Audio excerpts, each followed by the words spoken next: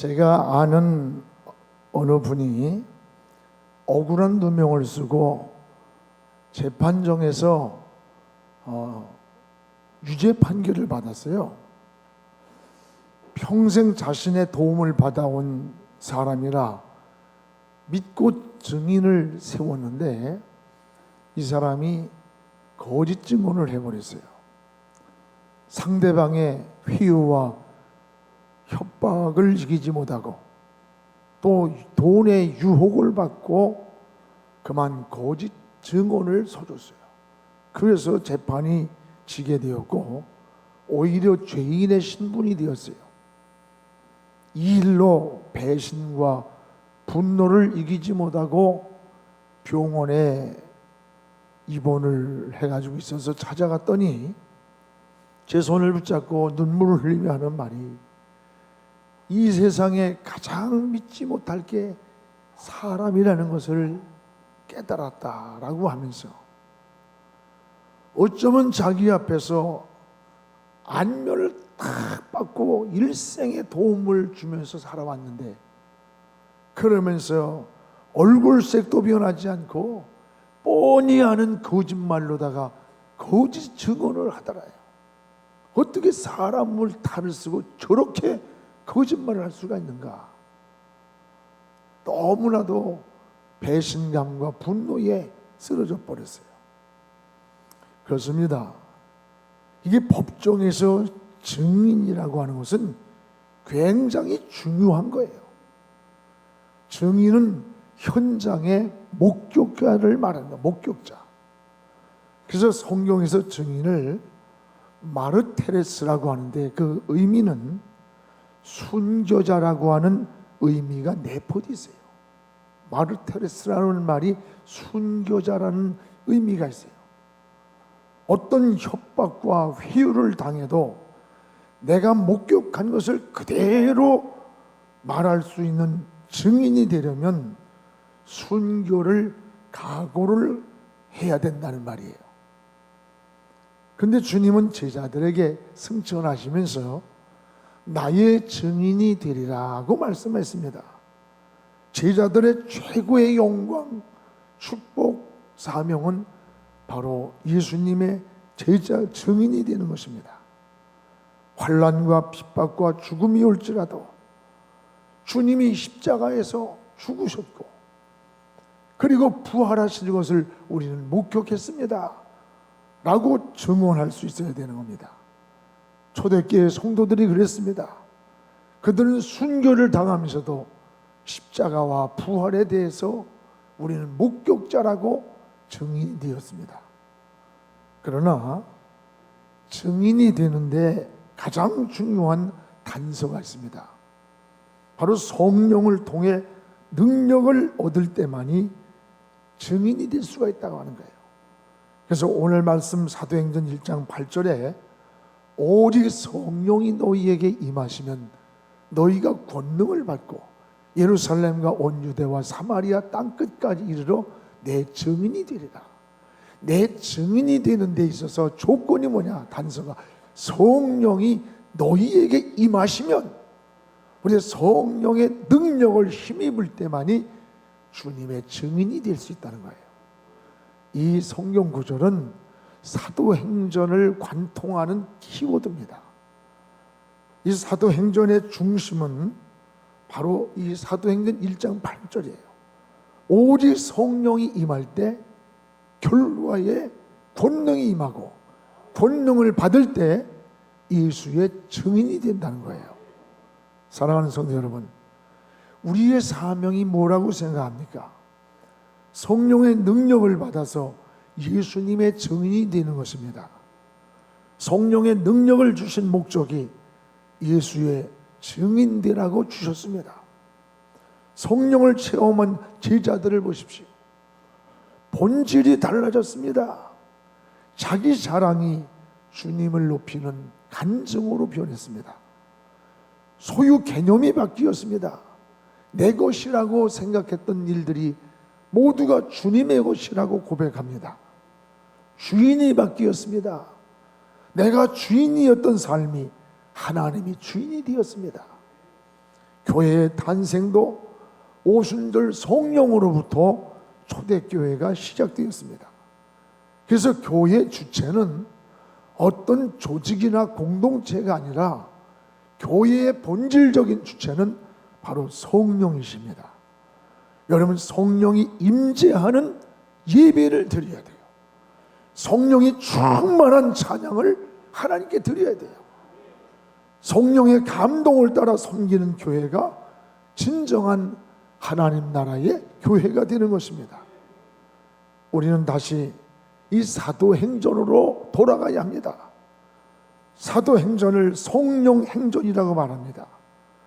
오순절 성령의 역사는 사도행전 28장에서 끝나지 아니하고 오늘 이 시대도 사도행전의 역사는 계속 진행되고 있는 것입니다. 오순절에 임했던 이 성령의 역사를 우리 모두는 사모해야 됩니다. 오늘 본문은 예수님이 십자가에서 힘없이 죽으시고 이걸 본 제자들이 실망을 했어요. 제자들은 예루살렘을 이제 정리하고 떠나려고 했습니다. 근데 예수님이 나타나셔서 하신 말씀이 이 예루살렘을 떠나지 말아라. 그리고 하나님이 약속한 것을 기다려라. 그러면 성령이 너희에게 임하고 너희는 나의 증인이 될 것이다. 그래서 제자들은 실패하고 상처받고 떠나려고 했던 예루살렘에서 머물렀어요. 그리고 하나님께 기도했어요.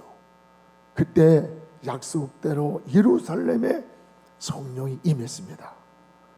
이 말씀을 통해서 우리에게는 세 가지 은혜의 통로를 우리가 깨달을 수가 있어요. 그리고 하나는 예루살렘을 떠나지 말라는 주님의 분부예요. 우리 4절을 함께 읽어보겠습니다. 4절을 사도와 함께 모이사 그들에게 분부하여 이르시되 예루살렘을 떠나지 말고 내게서 들은 바 아버지께서 약속하신 것을 기다리라. 사도들에게 분부가 뭐냐? 예루살렘을 떠나지 말고 하나님의 약속을 기다리라는 거예요. 왜 주님은 이 예루살렘을 떠나지 말라고 하셨을까? 후속사적인 아주 의미 있는 것이 바로 예루살렘입니다. 구약시대의 아브라함이 이삭을 번제로 드렸던 장소가 그 모리아산, 거기가 예루살렘이에요. 또 여러분, 솔로몬이 성전을 건축된 것이 예루살렘이에요. 신약시대에 예수님이 십자가를 지고 인류의 구원을 완성하신 것도 예루살렘입니다. 그러나 당시 예루살렘은 제자들에게 있어서는 떠나고 싶은 곳입니다. 더 이상 머물고 싶지 않은 곳입니다. 예루살렘은 제자들이 환난과 핍박으로 실패한 장소였고 주님을 버리고 도망간 그런 장소예요.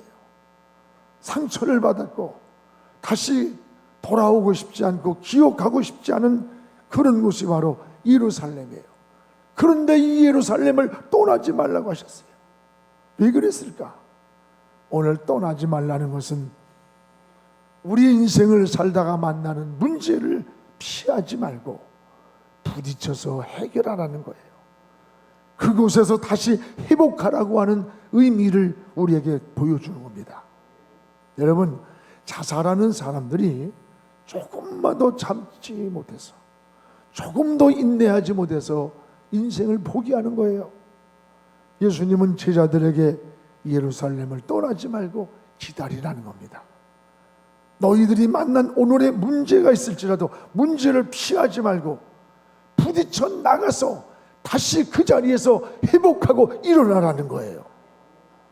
대개 넘어진 사람들을 보면 같은 문제로 또 넘어진다는 거예요.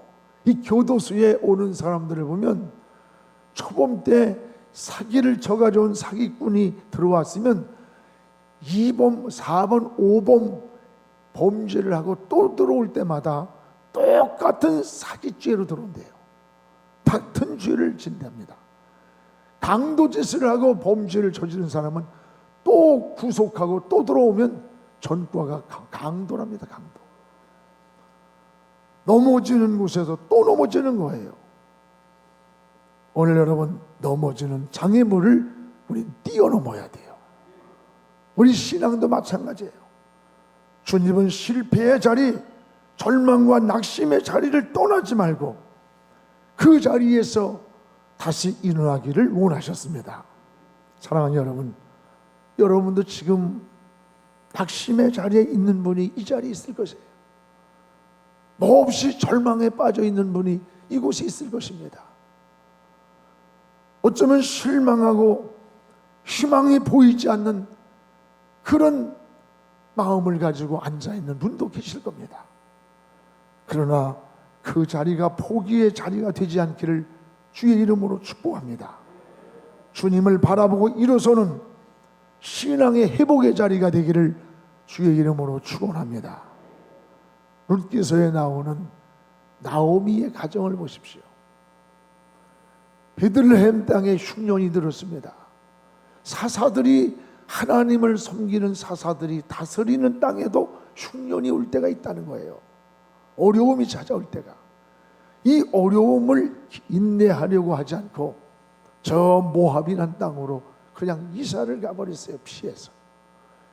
여러분, 모압으로 이사 갔는데 어떻게 됐어요? 결과가 모압에서 어느 날 남편이 갑자기 죽었어요. 두 아들이 있는데 말론과 기론이란 두 아들이 갑자기 또 죽었어요. 모든 것을 잃고 나오미가 다시 베들레헴 땅으로 돌아왔을 때 이 베들레헴은 흉년이 끝나고 이미 그 땅은 풍년이 들었어요. 베들레헴 사람들이 나오미가 돌아왔다고 막 환영을 하면서 반길 때에 나오미가 울며 이렇게 말합니다. 나를 나오미라고 부르지 마라. 내가 아버지의 평화의 집 베들레헴을 떠나고 남편을 잃고 자식을 잃고 나는 마라와 같이 쓴 물을 마시고 돌아온다. 인생을 실패하고 돌아왔노라고 하는 고백입니다. 여러분, 우리도 인생을 살면서 때로는 어려운 문제를 만날 때가 있어요. 예수 잘 믿어도 풍랑을 만날 때가 있고, 예수님이 하물며 다니는 갈릴리 바다에도 가끔 때 아닌 풍랑이 일어났다면 우리가 사는 세상도 마찬가지예요. 이럴 때 우리는 피해가는 것이 아니라, 그것이 해결하는 방법이 아니라, 예수님은 오늘 오히려 부딪혀 회복하고 해결하라는 거예요. 그러면 그 해결 방법이 뭐냐? 오늘 4절에 주님의 약속을 믿고 기다리라는 겁니다. 우리의 기다림은 막연한 것이 아니라 주님의 약속이에요. 그 약속에 대한 기다림입니다. 그럼 주님의 약속이 무엇입니까? 네가 지금까지는 물로 세례를 받았지만 앞으로는 성령으로 세례받을 것이다. 성령에 대한 약속입니다. 성령의 임재를 기다리라는 거예요. 진정한 성도의 삶은 뭐냐? 내 생각에는 내 방법이 아니라 성령의 인도하심, 성령의 임재하심을 받아야 되는 겁니다. 저 스코틀랜드에 설교학의 대가인 알 프루스라는 목사님이 쓴 글이 있습니다. 예배 시간이 다 되었는데 목사님이 나오질 않는 거예요. 그래서 비서가 조급해서 문에서 문을 열려고 하다 가만히 보니까 안에서 누군가 대화하는 소리가 들려요. 그게 기다리고 있었어요. 문을 열고 보니까 아무도 없어요. 서재에서 손을 모으고 무릎을 꿇고 애절하게 성령님의 도움을 구하는 거예요. 성령님, 설교 준비는 제가 했지만 성령님이 나와 함께 강단을 가주십시오. 성령님이 나와 함께 설교하는 자리에 서주세요. 나 혼자는 할 수가 없습니다 하면서 아주 애절하게 성령의 동행을, 성령님의 임재를 기다리면서 기도하고 있었습니다. 그렇습니다. 우리가 이러한 마음으로 우리가 말씀을 전할 수 있다면, 이러한 성령의 임재를 사모하며 찬양을 드릴 수 있다면, 이런 성령의 기다림을 사모하며 주님을 섬길 수 있고, 여러분 인생의 진로를 결정한다면 놀라운 성령의 임재가 경험될 것입니다. 신앙은 성령의 인도를 따라가는 것입니다. 성령님께 인생의 길을 묻고 성령의 인도를 따라갈 때에 가장 좋은 길을 인도함을 받을 수가 있는 것입니다. 또 하나, 역사의 시간표는 하나님의 손에 있다는 것을 우리가 알아야 돼요. 오늘 7절을 함께 읽어보겠습니다. 이르시되 때와 기시기는 아버지께 자기의 권한에 두셨으니 너희가 알 바 아니라. 때와 시기는 아버지의 권한에 있다. 역사의 시간표라는 게 있어요. 이 역사의 시간표는 하나님의 손에 있는 거예요. 아버지의 약속을 기다리라고 하니까 제자들이 묻는 거예요. 주님, 그 때와 기한이 언제입니까? 그때에 주님이 하신 말씀이 그것은 하나님의 주권 안에 있다. 너희가 알 바가 아니고 하나님의 주권에 있는 것이다. 즉 때와 기한은 하나님이 섭리하신다는 거예요. 그렇습니다. 하나님은 우리 개인을 섭리하시고 역사를 섭리하시고 국가를 섭리하십니다. 개인의 종말도 역사의 종말도 하나님의 손안에 있습니다. 생사와 복의 주권이 하나님께 있습니다. 그러므로 역사의 시간표는 어디 있느냐? 하나님의 손에 있는 거예요. 우리는 하나님의 때를 기다려야 하는 겁니다. 인내하며 기다리지 못해서 실패하는 일들이 굉장히 많습니다. 어떤 사람이 바위를 101번을 내리쳐야 깨지는데 100번을 치고서 깨지지 않는다고 한 번을 더 치지 않고 포기했다면 그는 실패자가 되는 겁니다. 뉴욕에 가면 록펠러 센터가 빌딩 숲을 이루고 있는 것을 보게 됩니다. 록펠러는 세계적인 부자일 뿐 아니라 당대에 가장 많이 부재 사업을 한 사람으로 알려져 있고 지금도 뉴욕에는 물값을 내지 않는다고 합니다. 록펠러 재단에서 그 물값을 뉴욕시를 다 내준다는 거예요. 그러나 록펠러에게도 무서운 위기가 찾아왔습니다. 그는 광산업을 했습니다. 그러나 사기를 당해서 원금마저 모두 날려버렸습니다. 광부들은 폭도로 변해가지고 록펠러에게 죽이려고 하면서 임금을 요구하며 덤벼들었습니다. 독촉에 시달리던 록펠러는 너무 괴로워서 막 자살을 떠올리기 시작하는 거예요. 차라리 내가 죽어버리면 되지 않느냐. 기업을 처음 시작할 때부터 철저하게 11조를 드리면서 하나님의 방법과 뜻을 따라 하겠다고 했던 록펠러는 폐광에 엎드려 통곡을 하면서 하나님께 매달리며 기도하는 겁니다. 하나님의 말씀은 1.1핵도 변함이 없음을 나는 믿습니다. 하나님의 뜻을 따라 온전한 11조를 드리며 오늘까지 살아왔습니다. 이제 하나님 살아계심을 한 번 증거해 주실 때가 지금입니다. 하나님 도와주세요. 통곡을 하면서 황량한 그 폐광 앞에서 엎드려 울고 있는데 그의 마음속 깊은 곳에서 음성이 들려오기 시작했습니다. 마음속 깊은 곳에서 우리의 음성이었습니다. 때가 되면 열매를 거두리라. 더 깊이 파라. 그 황량한 폐광 앞에서 더 깊이 파라는 거예요. 록펠러는 이 말을 믿고 폐광을 더 깊이 파들어가기 시작했습니다. 사람들은 록펠러가 너무 고통을 당하니까 제정신이 아니라고 수군거리기 시작했습니다. 근데 웬일입니까? 갑자기 황금 덩어리가 쏟아져 나와야 할 그 폐광에서 검은 물이 막 분수처럼 솟아오르는 거예요. 여러분, 이것이 바로 석유였습니다. 자살 직전에 록펠러는 유전을 발견해서 일약 세계적인 거부가 되었습니다. 만약에 조금도 파지 않고 록펠러가 포기했다면 그는 실패자로 끝이 나고 말았을 거예요. 여러분, 여러분의 주어진 환경에서도 조금도 파십시오. 조금 더 기다리십시오. 조금만 더 참으십시오. 조금만 더 인내하시고 하나님의 시간표라는 것이 우리 인생 앞에 있다는 사실을 기억하시기를 바랍니다. 여러분, 하나님만이 아시는 이 세 가지 비밀이 있다는 걸 우리 잘 알지 않습니까? 하나는 죽음입니다. 죽음은 비밀이에요. 죽음의 시간은 아무도 모르고 살아가요. 하나님만 알아요. 재림의 시간이 비밀이에요. 분명한 것은 주님 다시 오십니다. 그러나 언제 어느 때 오실지는 하나님만 아는 시간이에요. 또 하나는 기도 응답의 시간이 비밀이에요. 오늘 기도가 잘 됐다고 하나님이 들으셨다?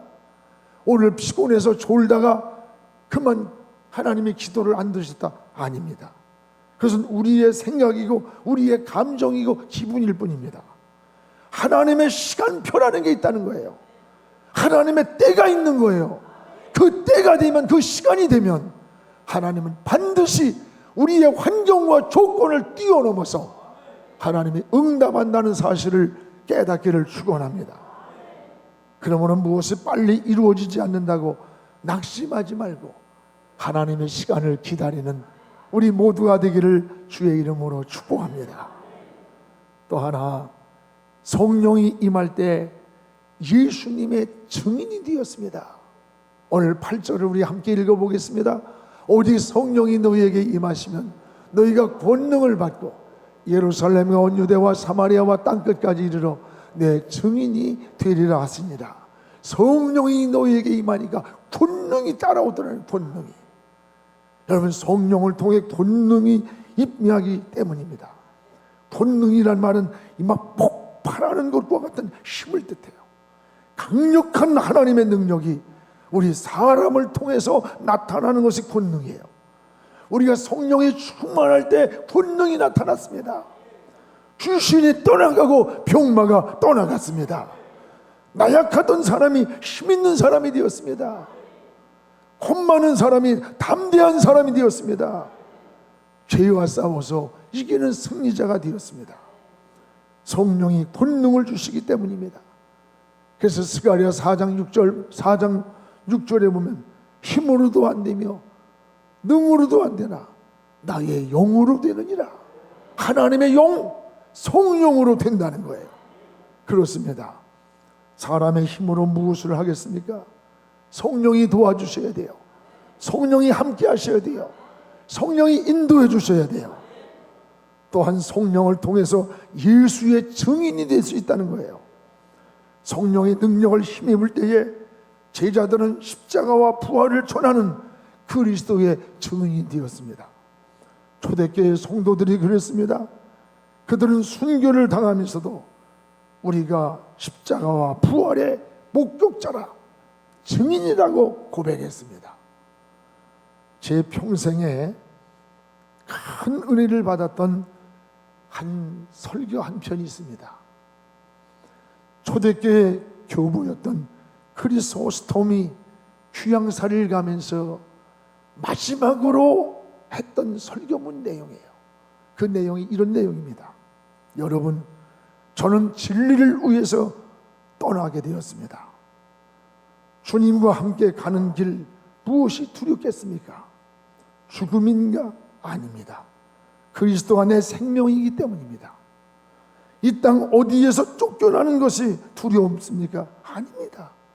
땅과 그 가운데 있는 모든 것이 하나님의 것이요, 이 땅에서 쫓겨나면 나에게는 새하늘과 새 땅이 나를 기다리고 있습니다.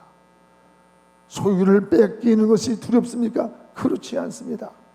소유를 다 뺏긴다 할지라도 다시 하늘에 그 소유는 쌓이게 될 것입니다. 저들이 나를 산으로 몰아내면 나는 엘리야가 될 것입니다.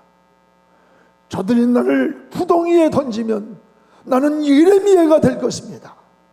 나를 바다에 던지면 나는 요나가 될 것이고, 나를 저 돌로 치면 나는 스데반이 될 것입니다. 나를 저들이 매로 치면 나는 사도 바울의 영광을 차지하게 될 겁니다. 그러므로 나는 아무것도 두려워하지 않습니다. 이것은 죽음 앞에서 크리소스톰 교부가 마지막으로 한 설교의 내용이에요. 사랑하는 성도 여러분, 우리의 사명이 무엇이라고 생각해요? 예수의 증인이 되리라는 거예요. 예수를 전하는 겁니다. 성령의 능력을 주신 목적이 뭐예요? 예수의 증인이 되라고 주셨다는 거예요. 우리는 예루살렘을 떠나는 것이 아니라, 힘들다고 피하고 도피하는 것이 아니라 성령의 능력을 기다리며 그 능력을 받아서 예수의 증인이 되어야 합니다. 예루살렘은 어디입니까? 가장 가까운 곳이에요. 우리의 가정이요, 우리 이웃이요, 우리 주변입니다. 이곳에서 바로 예수의 증인이 되어야 됩니다. 그리고 유대와 사마리아로 나가야 합니다. 유다는 민족의 복음화요, 사마리아는 세계 땅끝까지 세계 복음화를 말합니다. 성령의 능력을 받아서 예수를 전하는 이런 증인의 삶으로 살아가는 우리 모두가 되기를 주의 이름으로 축원합니다.